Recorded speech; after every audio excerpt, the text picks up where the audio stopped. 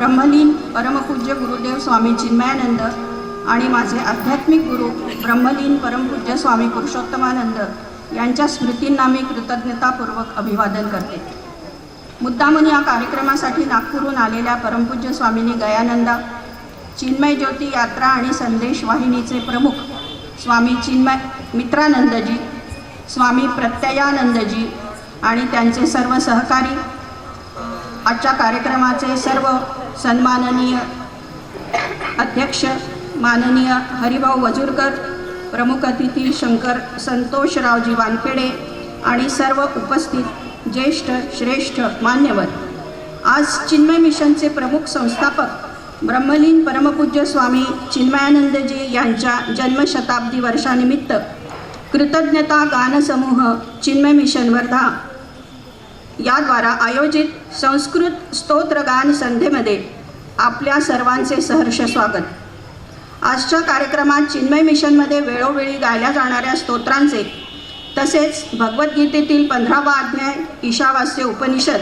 अशा विविध रचनांचे गायन कृतज्ञता गानसमूह प्रस्तुत करणार आहे।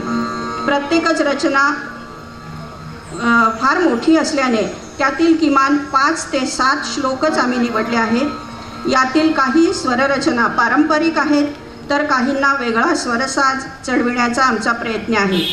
संस्कृत रचनांच्या प्रस्तुतीच्या वेळी त्यांचे शब्द आणि अर्थ आपल्या समक्ष ठेवण्याचा आमचा प्रयत्न आहे।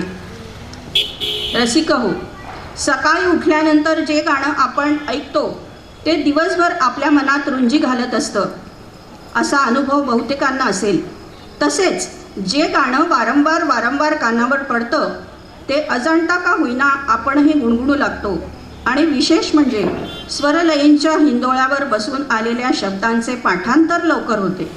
संगीताच्या या गुणधर्माचा उपयोग या उत्तम अशा संस्कृत रचनांसाठी करावा हा उद्देशच संस्कृत स्तोत्रगान संध्येच्या निर्मितीचे मुख्य कारण आहे। आता आपण प्रत्यक्ष गाण्याच्या कार्यक्रमाकडे वळतोय। सर्वप्रथम ऐकूया चिन्मय मिशनमध्ये वेळोवेळी गायली जाणारी अतिशय सुंदर स्वररचना असलेली श्री गणेश वंदना अजम निर्विकल्पम निराकारमेकम।